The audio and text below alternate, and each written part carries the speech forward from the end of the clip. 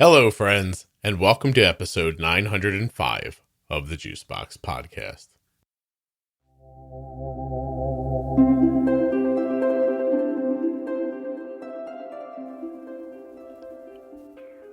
Welcome back to another episode of the Best of the Juicebox Podcast. Today, we're going to be revisiting episode 317. It's chapter 11 of the Ask Scott and Jenny series. And it originally aired on March 25th, 2020. In today's episode, we talk about a number of things, including basal versus temp basal adjustments, how to measure health, and standard deviation. While you're listening today, please remember that nothing you hear on the Juicebox Podcast should be considered advice, medical or otherwise. Always consult a physician before making any changes to your healthcare plan or becoming bold with insulin. If you have type 1 diabetes and are a U.S. resident, or a U.S. resident who is the caregiver of someone with type 1, I need you, I want you, I beg of you to go to t1dexchange.org/juicebox and complete the survey. That's all I'm asking. Complete the survey. Take you about 10 minutes. t1dexchange.org/juicebox. Help the people. Help yourself. Help humanity. Be a helper. That's all I got.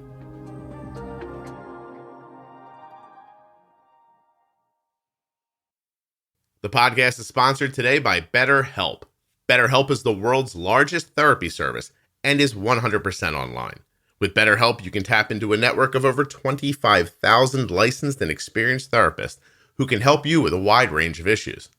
BetterHelp.com/juicebox. To get started, you just answer a few questions about your needs and preferences in therapy.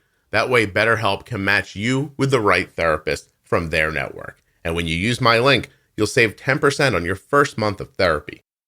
You can message your therapist at any time and schedule live sessions when it's convenient for you.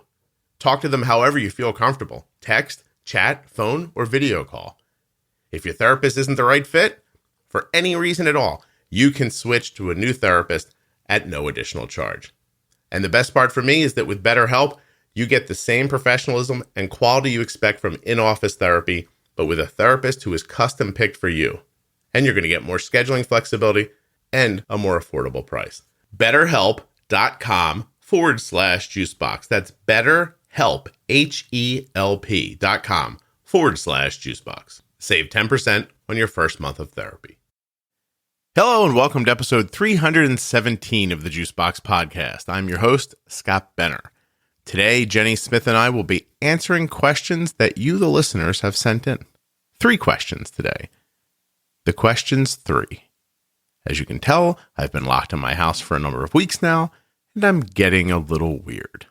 This episode of the Juicebox Podcast is sponsored by the Contour NEXTONE blood glucose meter and by Touched by Type 1. You can go to touchedbytype1.org or contournextone.com to find out about these wonderful sponsors. My friend Jenny Smith has had type 1 diabetes for over 30 years. She's also a certified diabetes educator. She has a bachelor's degree in human nutrition and biology from the University of Wisconsin. Jenny is a registered and licensed dietitian, a certified trainer on most makes and models of insulin pumps and continuous glucose monitors. And as you'll find out later, very well may be a person who can talk to wildlife. The one thing Jenny definitely is a person who would want you to know that nothing you hear on the Juicebox Podcast should be considered advice, medical or otherwise. She'd want you to always consult a physician before making any changes to your healthcare plan or becoming bold with insulin. Jenny's just good like that. She's rock solid, you know what I mean? She wants what's best for you. In today's show, Jenny and I are going to talk about when to change basal rates, when to do a temp basal and when to put, a firm change into place. We're going to talk about the measurement for success in diabetes management and what a good standard deviation might be, not just for you, but for everybody. Bum bum bum bum bum bum bum bum bum bum bum bum bum bum bum. The highlight of my entire week has been that the Costco near me had paper towels.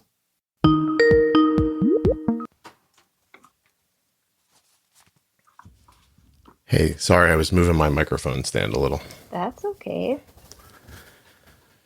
I think I have a, so like, I think I have like a problem with like, I did a finger stick Okay. and my finger really hurts. Really hurts. And it's kind of like puffy. Like, can you see that it's like puffy and red? I Kind of can. Wait, on the top it's puffy, but you didn't stick it's yourself on like the puffy. top. No, I stuck it on the side where I always do. And Yeah. it's like, I can't see anything from it. I also need like bifocals because like I'm a mess. Do you I'm have like I have to go like this every time I have to like see something up close. My son brings me like the directions for a game and I'm like seriously, who wrote these directions? Like come on. you have no idea how many times because Arden's a side stick, like she sticks on the sides of her fingers too. Yeah. But you have no idea how many times, like in the middle of the night when I do it, I'm so close to her cuticle. I'm like, how did I miss that bad? Right. Yeah. And I Exactly. look down at her and she's not awake and I go, ooh, she's never going to know about this. This has never happened before. Like, and it hurts. It physically Yeah, hurts. I can So see. I don't know. I'm like, I can't, there's like no hole. I can't tell if there's like gross underneath or anything, but who knows? I don't know. Maybe there's like an alien growing underneath Well, there. listen, if you, it's too fast for you to get an infection, obviously. So it's not that. Right. Right. Did you maybe just hit a nerve and it's just I'm sure I responding? must have just hit something that was just a much more sensitive spot, or maybe I hit a spot that I had already hit. Like And it's raw? it's kind of a favorite finger. Like In know, her sleep, right? This is fascinating. In Arden's sleep, I will go to fingers that she doesn't use, figuring she's asleep. She won't know. In her sleep, she'll pull the finger back and give me a different finger. That I'm always impressed by because sometimes I'll be like hilarious. Arden and she's not awake. Right. She feels you in her sleep, take the wrong finger. And she's like, no, this one. Or she'll do two of them. She'll be like, either one of these is fine, but not like I try to use her thumbs when she's asleep. She yanks them right back. She folds them up in a fist. I'm like, that's hilarious. So funny. That is hilarious. That's super funny. So, Yeah. So how are your older kids? I hate calling them kids because they're really not kids anymore. But like, how are they doing with everything? I've got some teen nieces in Milwaukee, and they are just like they're like climbing the walls, Really? according to what my brother-in-law says. Okay. They're just like, I cannot be inside anymore. I need to be not near my parents.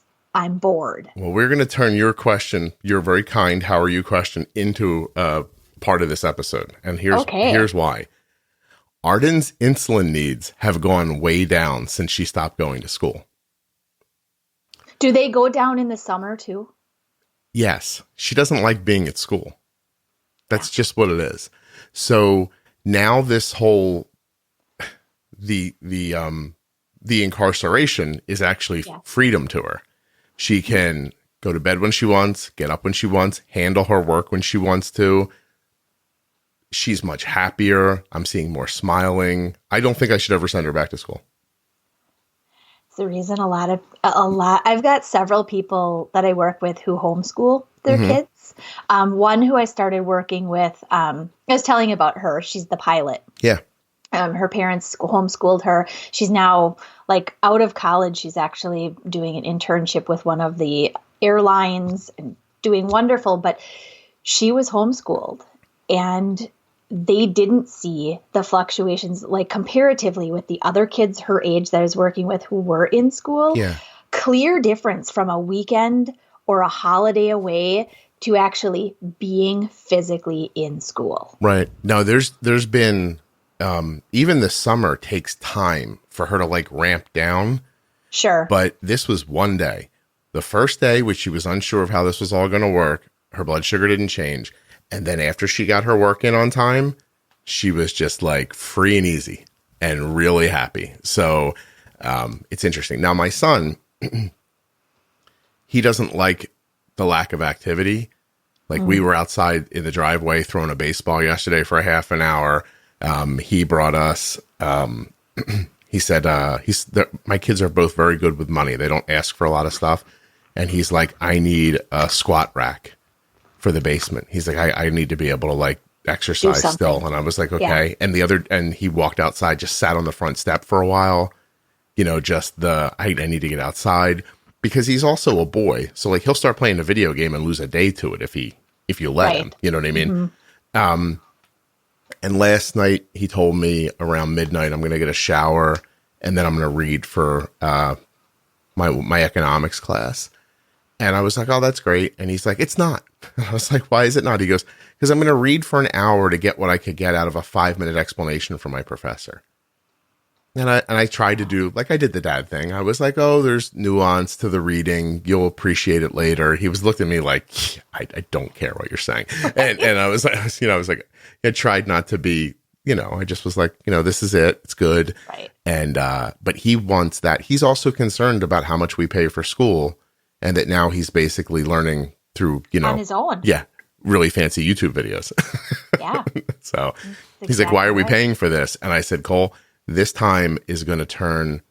It's one of the strange things about the United States, at least, that I've never understood. Like, why has quality distance learning not become more, I don't know, like acceptable, especially at college, right? Right. I think it's getting better now, how people view the distance learning, like the University of Phoenix or whatever it is, all the commercials but there are quality programs. And my sister-in-law actually did an online master's degree in business management, and she does a great job. She's a wonderful job because she did that. So there's nothing wrong with online learning. No. But why is it not more popular? Why is it not more popular? Yeah. Right. Is it just like a level of embarrassment? Like, I went to school like through the mail. Does it feel like that or something like that? You know what I mean? Like 1960.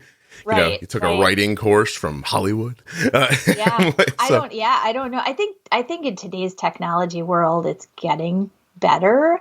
In fact, some colleges, as I'm sure you've seen with even Cole, I'm sure he probably has some things he needs to submit online and do that way already. Right. But I think it's such a big change from the quality of, as you know, in high school and even in college, there's a lot of social networking that goes on that you don't get that when you have an at-home school. You just don't. And we've talked about that. There's, you sometimes meet guys that, he's playing baseball with or he's met through school. And you talk to them a little bit and you go, that's an impressive kid for 20. It's going to be an impressive adult. And you don't know when 10 years from now that kid or your son's going to wake up one day and go, I have a position to fill. And who would be great for this? Yeah. That guy I played baseball with 10 years ago. And so there's that piece, and there's the social part of it. Like, I'm not discounting that, but for some people, they just want their degree. They're not looking for, They could care less about sitting in class next to the guy who doodles pictures of his dog. Right. It's I met the most interesting guy in college. Yeah. No one cares. But anyway, it's interesting that they're not unhappy. We spent a number of hours playing poker the other day. We keep talking about having a movie night, but it hasn't happened yet. Everybody said I think we're kind of quietly keeping activities aside for when everyone loses their mind and we really need the activities. And so far, everybody's been okay. Kelly's under the weather, but it's not, it's nothing related to all of this. Just doesn't feel well. Just a normal thing. I know. And that's every time you hear somebody like, you're like, oh my God. Yeah. Get back.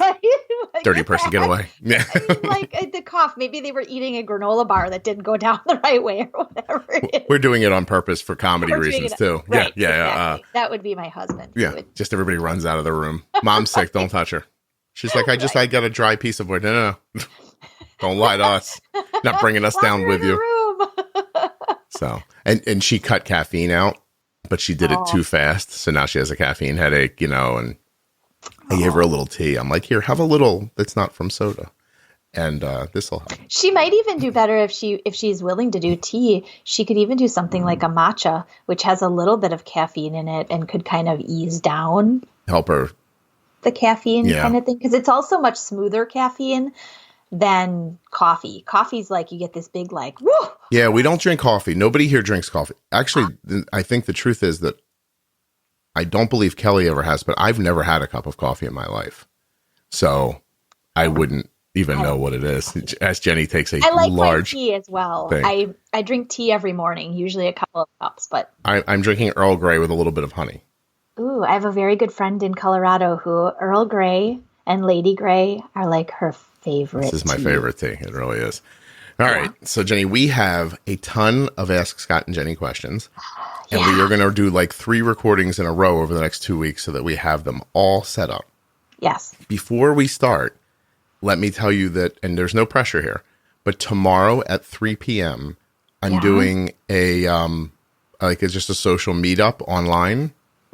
And if you're free and you jumped in for a couple of minutes, I bet you these people would be very excited to on where? Zoom. On Zoom? Yeah. So you would sit like this, click on a link, pop up. What time? Yeah, we Zoom for our staff meetings on Wednesdays. But what time? 3 o'clock tomorrow, 3 to 4:30. It's going to run. It's going to be like a free thing. Like people can come Eastern in and out. time. So it'd be like 2 to 3:30 my time. I should be around. Usually I'm working on emails at that time. So send me the link. I will. Even if you just popped in and you were like, yo. And send me a quick text while you're doing it so that I remember. You will, you're going to find out what it was like to be Elvis in the 60s. Interestingly, are you recording right now? Of course. Okay. I just wanted to. Wait, do you want to say something private? Hold on a second. Bye, everybody. Well, Jenny, I hope nobody finds the body. I think you're going to be okay with where you hit it. There you go.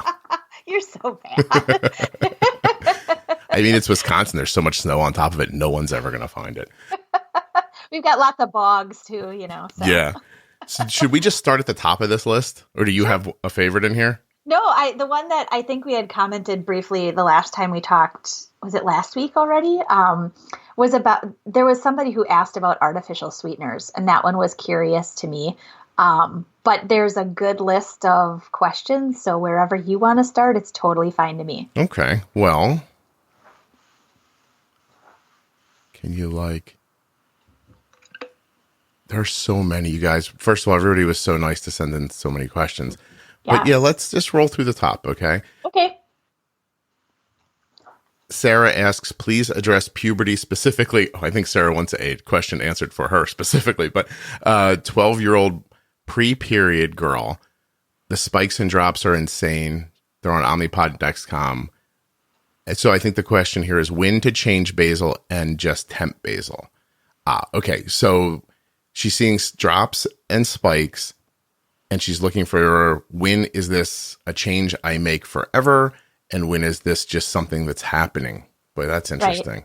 Right. It is. And it's a great, given the age of the preteen and her being a female, obviously, there are going to be, as I've talked with a lot of the people I work with who have girls about this age who have not started a cycle yet. There are often about like a 6 to maybe 12 month time period before a cycle actually shows up. Okay.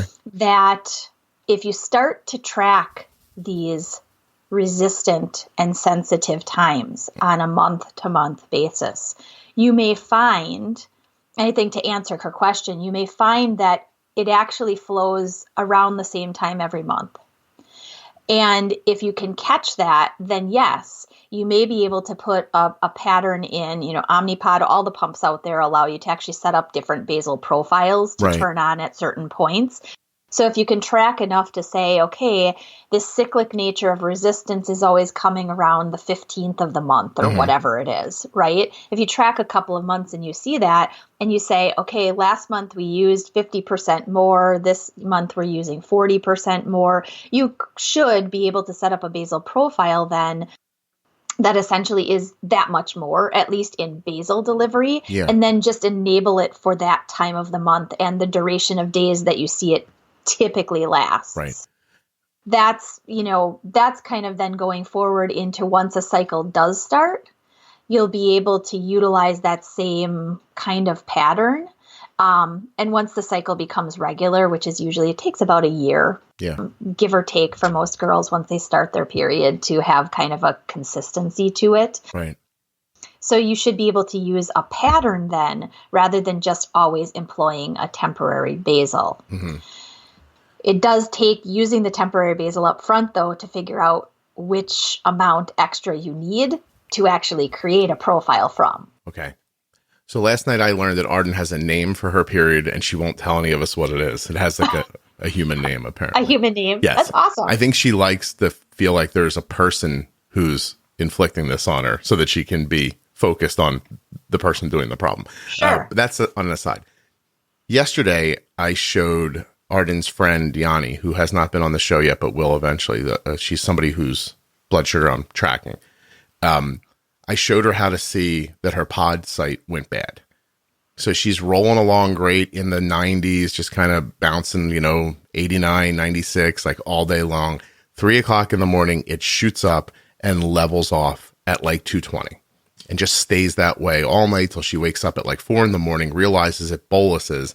The bolus takes her down a little, and then she levels off and kind of rises back up again. And so I just pulled up a 12-hour graph. I showed it to her, and I said, just look at this. This is a bad site. And she's like, why? And I'm like, it doesn't matter. It just is. Like, look at it. Look at it. This is what a bad site looks like. All of a sudden, your insulin pump is not doing what you expect of it.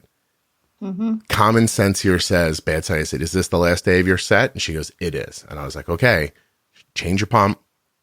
Get yourself down and start over again. The reason I bring that up where it doesn't feel like it maybe fits here is that the way I would handle Sarah's question is I would just do it over and over again until I had that feeling of like, oh, I know what this is.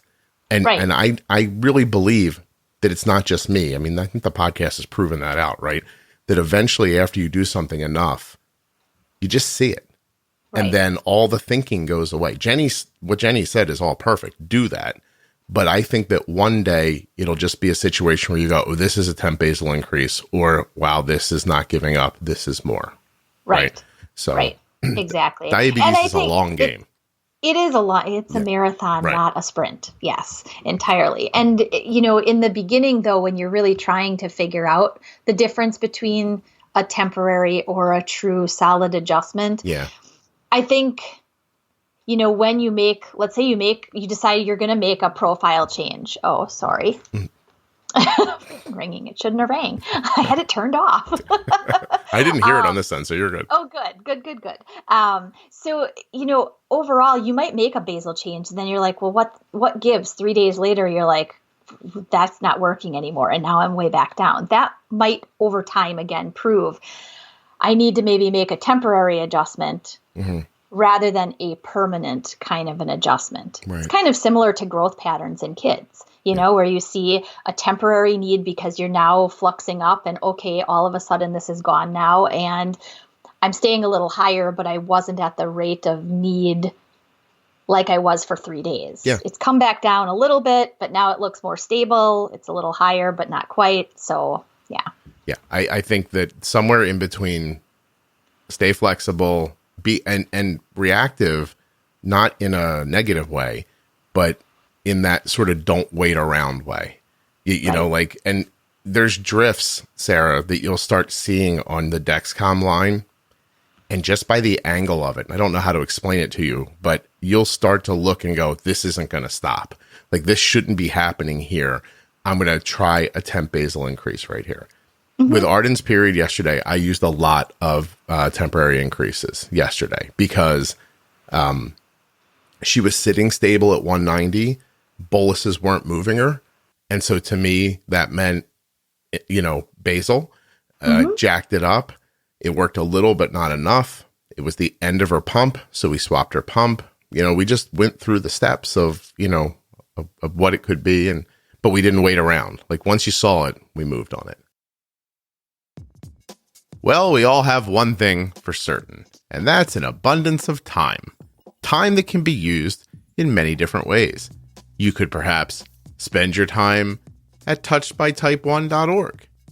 Or maybe you'd go to contournext1.com to find out if you can get a free Contour Next One meter by just clicking on a link and filling out some information. So here's what we're going to do. touchedbytype1.org has a mission of elevating awareness of type 1 diabetes. They also want to raise funds to find a cure, but mostly they're looking to inspire people with diabetes to thrive. They have these beautiful programs and services. They're helping kids all over the world with their D-Box program. And they put on one heck of a dance program every year in Florida. Go check them out. touchedbytype1.org. And once you've done that, you know what you need? You need the best blood glucose meter my daughter has ever used. And by best, I mean the most portable, the handiest, fits well in your palm, lights up nicely at night, super duper accurate, and blood sugar test strips, the little strip things, you get a second chance with if you mess up. You know, when you go into the blood sometimes, you're like, I got it, and then it doesn't beep, and you're like, and you got to throw away the test strip. Not with the Contour Next One. You just dive back in again. Beep, beep. Looking at your blood sugar. I absolutely adore this meter. As much as anyone could adore a blood glucose meter, the Contour Next One is it. So head over to contournextone.com and see if you're eligible today for an absolutely free, no obligation meter. And if, you need a prescription, contact your doctor. They're just sitting in their living room too. No one's doing a damn thing. Just throw them an email. Be like, yo, what's up? Want to try this new meter? Send out a prescription. I've got nothing but time. contournextone.com, touchedbytype1.org. Those links are in your show notes, right there in the app, right that you're listening in now, and at juiceboxpodcast.com. Check them out. Support the sponsors.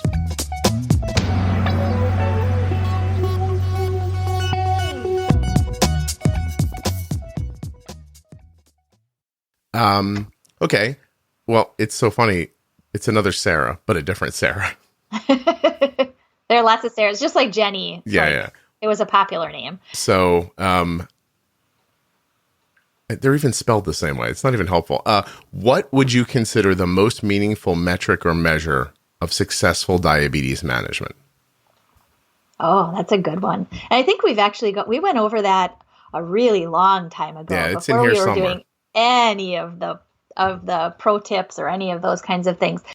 I think if you're looking at measurement from a site like Clarity or one of your pump upload sites that gives you all of the metrics of this is your average, your standard deviation, this is what your glucose management indicator value is showing you, whatnot. What's the best indicator is time in range. Okay. That's it. And second to that really would be that standard deviation, right? Because the lower the standard deviation, the more smooth management is, right, rather than the jagged up and down kind of rocky mountain. But definitely, I would say time in range. Our goal when we work with people is always, at least 75% time in range, less than 5% of the time low.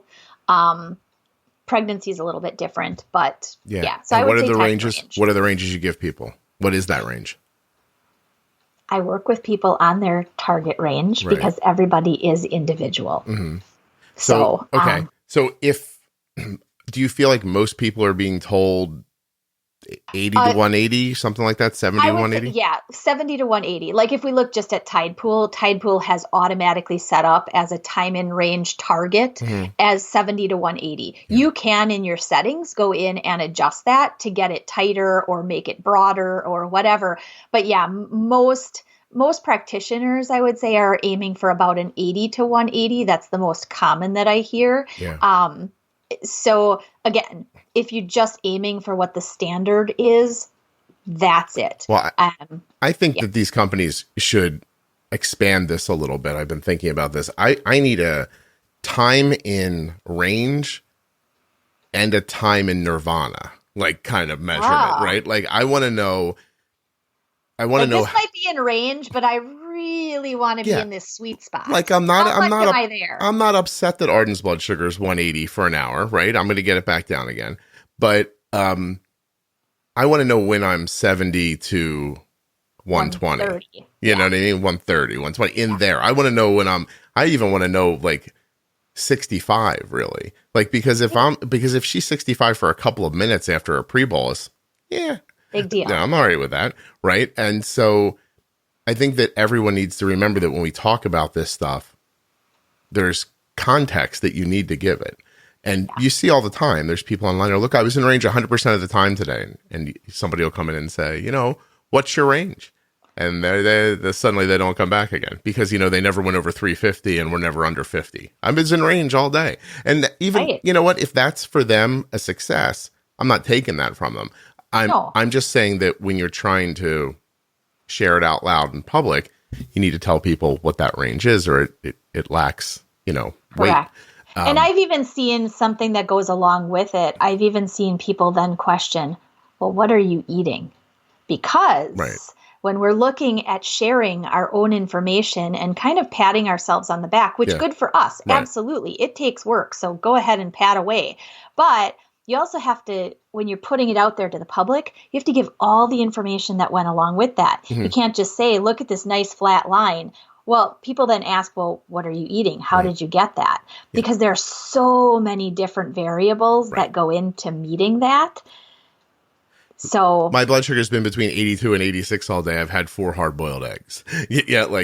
Tell somebody the whole story. Right. Exactly. Yeah. Because it feels bad otherwise. Otherwise you're looking at it and you're like, oh my gosh, this person's blood sugar is always 85. Why can't I do this? I try to remember as much as I can to say, Arden's A1C has been between 5.2 and 6.2, by the way, coming up now on 6 years.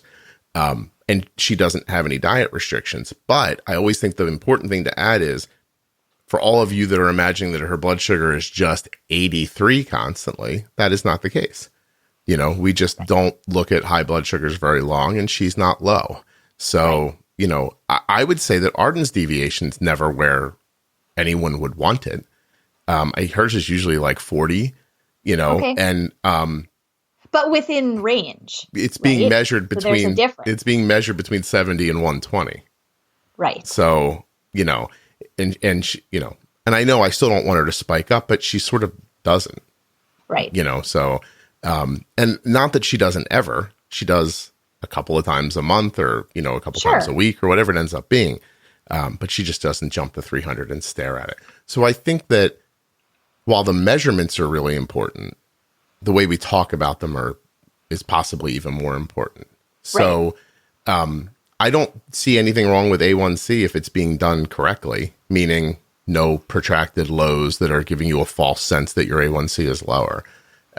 But what Jenny's saying is you do not want your blood sugar bouncing up and down. That is just not good for you. It would probably be better for you to be steady at 150 than to go from 70 to 300 over and over again. Correct. Exactly. Right.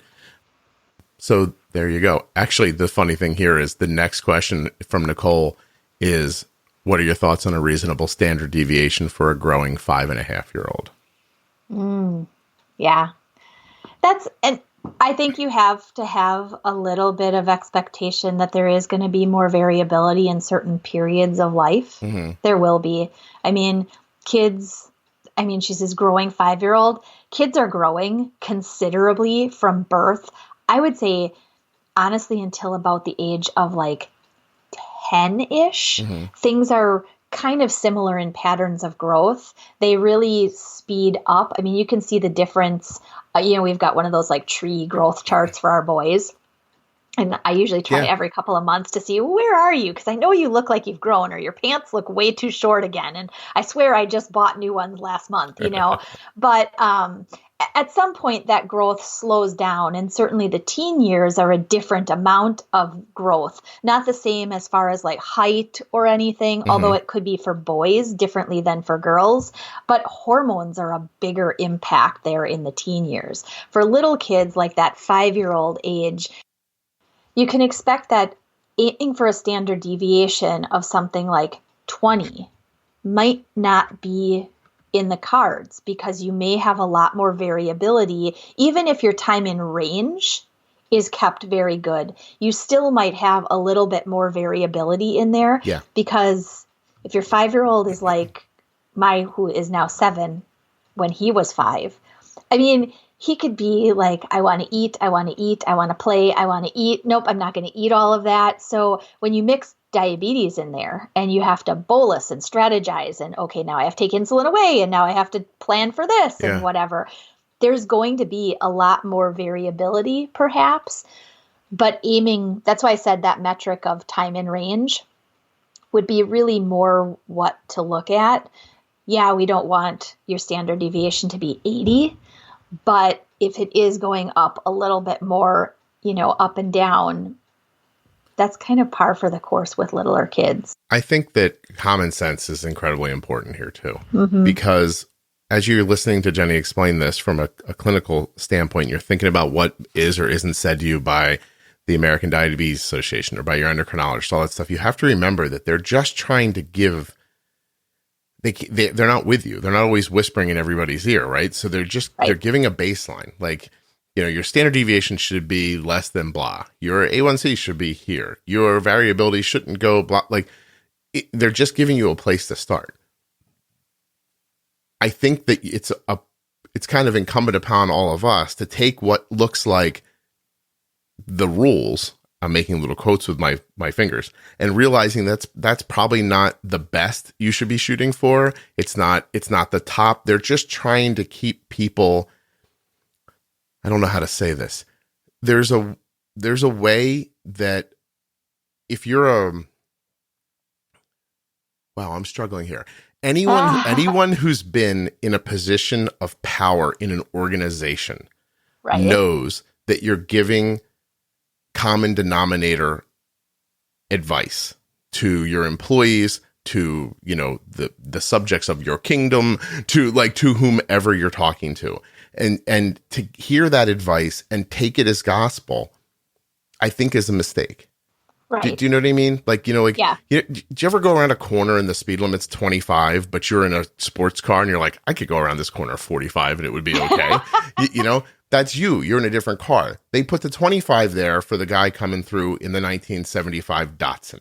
Do you know what I mean? Like, his car can't handle this curve at 25. He will roll the car and So for us, for instance, my standard deviation doesn't look good on Arden compared to what people say, except those people have a range between, 80 and 180 while I'm shooting for a range between 70 and 120.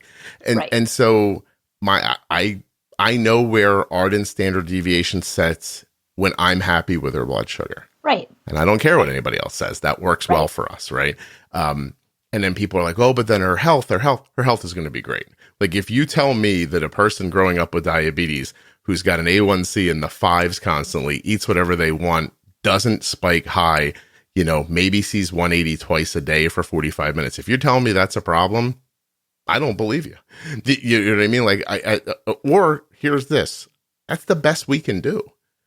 So, we keep trying to tighten it down and make it better.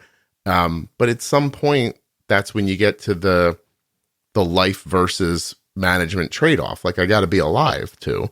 Right. Exactly. Right. Yeah. And so the problem with asking these questions and getting the answers is that no one's going to give you a real answer. They're just going to say what feels safe. Right. And so that's for the most part. Your common sense needs to pop in. What I can kind of say about standard deviation, though, even in, let's say, your time in range of whatever range you have set, even for a 5-year-old, for example, if you're constantly having these big old climbs and then constantly attacking them and then having a drop that you're getting into the red zone and then you're climbing again because of the red zone and then you're dropping again. Even if you're in range in doing that standard deviation still, it requires improvement, right? You don't want this mountain peak, up, down, up, down, up, down all day, because even in range, it doesn't feel good for any age person. So the smoother that is, the better the person, the child, teen, whoever feels. And if you're looking at up and down like that and worried about time and range or standard deviation, you're misfocusing your concern. Your concern should be pre-bolusing and carb ratio and understanding glycemic index and stuff like that. And also effective insulin, right? Duration of insulin. Yeah. Understanding how long is my insulin actually working? We're under, it kind of takes it a step further in that variance that you see, that standard deviation, because we're kind of in the understanding that our rapid insulin is rapid. I mean, we talked about this before, and that it also clears very rapidly. That's not actually the case. If you follow it out, Right. there's actually a lingering dribble of impact. So if you are getting that up, down, up, down, up, down, it's very likely that even with using a pump, you might unknowingly be stacking insulin because your duration of insulin has been too short. Mm-hmm. And with modern day conventional pumps, what you set it at is what it uses. It doesn't know anything else beyond that, right? So it can't say, okay, there's still insulin left here. Make sure you take some of this off. But yeah. Jenny's talking with her hands while I can hear birds outside of her window, and she looks like Snow White. Like, la, la, la. I talk with my hands a lot. I don't mind the hand talking. I'm just telling you look like Snow White for a second. Listen, here's what I think. Don't worry about your algebra grade. Worry about understanding algebra. Right? You know, the grade will come if you understand the math. And with this, if you know how insulin works, the standard deviation will come, the time and range will come, and the A1C will come. Like don't focus on the grading, focus on the work. And, you know, I don't know how many more times I can say this. I keep thinking I'm going to sync the podcast. It's timing and amount. It's understanding how insulin works. Use the right amount of insulin at the right time, and the rest of this becomes unimportant. You know, it's background all of a sudden. And the important thing about that timing and understanding is that it is individualized. Right, for you. It's not a cut and dry of, okay, the doctor told me that this should last 3 hours, so that's what it should last. Well, that might be the case for Johnny, but for Susie over here in the corner, maybe she's figured out, that 3 hours the doctor told me, it looks like it's 4 hours for me. So it does have to be individualized. I don't know where I was, where I rolled up into a talk and I told people, look, here's the truth. I could have flown in here, got up in the morning, got showered, jumped up on the stage, grabbed this microphone and said, hey, everybody, it's all about timing and amount. Just understand how insulin works in you and you're going to be fine. Thank you. Good night. And I could have left, would have left out some of the details about how to get to that, but that's still the truth. Correct. Jennifer Smith is available to work with you. Check her out at integrateddiabetes.com. Thank you very much to the sponsors, Contour Next One and Touched by Type 1. There's a lot of ones in there. 2 ones, you know what you get when you add up 2 ones. 1 and 1 is equals, 2. I'm completely alone in this room. I just want to go outside, touch a handrail. Walk past somebody who sneezes and not have a stroke. Soon. Just probably a couple more weeks. A couple months at the most. It'll be fine. I'm still wearing pants, are you? Don't judge me. Listen, I put this up a little early, right? Because on March 26th at 3 p.m., I'm going to do a big Zoom meetup. And I have an idea for it that I think you guys are going to like. So if you're hearing this in the moment, check it out. And if not, the video will be running on the Facebook page. You can go back to it. But here's what my thought is. I'm going to get a bunch of people together, and we're all going to, just chit-chat, see how things are going, make sure nobody's like, going because they've been locked in their house too long. And after we all do a little chitty and chatty like that, we're going to talk about getting people's basal insulin right. So like a big group think on everyone's basal insulin. And then we're going to come back the next week, see how people are doing, and then add another step. And maybe during this whole coronavirus thing, we can bring everyone's variability and standard deviation and A1C down. Wouldn't that be cool if we just all got together in a group and did something like that? Well, I hope you think it's cool because I'm pretty excited about it. March 26th, Thursday, 3 p.m. Eastern Time. There's links right now on Facebook. I think the link's on Instagram. Send me a message if you don't know how to get to it. Get there. Going to go through people's basal rates, just like it's a private phone call, except we're all going to be there kind of kicking in our 2 cents, helping everybody out. If the listeners of the Juicebox Podcast can't count on each other during a time like this, then I don't know who we can count on. So while we're all busy being stressed out, watching bad Netflix shows, I figure we could spend a little bit of time doing something for everybody's health. I hope to see you there. Hey, last thing, if you're not a subscriber to the show, like if you just count on remembering the show's on, it would help me out a lot if you hit subscribe in your podcast app. It would help even more if you shared the show with a friend. And if you're not up to like sharing the show, maybe just share the Zoom with them. Get together and maybe they'll see something they like and they'll check it out on their own. The podcast is growing so quickly because of you guys. It isn't even letting down during this coronavirus thing. I'm super impressed. I thought for sure, like, oh, downloads will slow down, but they haven't. And that's really very touching. Oh, by the way, last thing. Next week, so the next show that comes on, let me take a look. On the 30th of March, it's going to be an After Dark episode. Sexuality from a female perspective. So if your kids usually listen, don't let them listen to that one, because there's not a lot of bad words in it, but there's a lot of clear talk. So unless you want your kids to know exactly where the round peg and the square hole are, I think you should make sure they skip that one. I didn't believe a lot of kids listened until recently, but apparently they do, which I think is great, but not for this one on Monday. So there's an After Dark coming up on Monday. Make sure your kids don't hear it. A huge thank you to one of today's sponsors, BetterHelp. You can get 10% off your first month of therapy with my link, betterhelp.com/juicebox. That's betterhelp.com/juicebox. If you've been thinking about speaking with someone, this is a great way to do it on your terms. betterhelp.com/juicebox.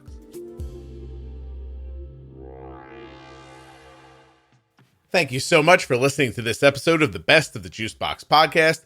Don't forget, if you'd like to hire Jenny, she works at integrateddiabetes.com. Just head over there and ask for her by name. As I'm saying goodbye, I'd like to thank you for listening, sharing, subscribing. If you're in the private Facebook group, anything you do to support the podcast, I appreciate. If you're looking for more of Ask Scott and Jenny, there's a whole list of them at juiceboxpodcast.com, right up in the top in the menu. And there's a list in the private Facebook group, Juicebox Podcast Type 1 Diabetes, up in the featured tab. The Ask Scott and Jenny series always has more coming. So if you have questions you'd like to ask Scott and Jenny, find me in that Facebook group and let me know. We'll put them on the list and make more episodes with your questions.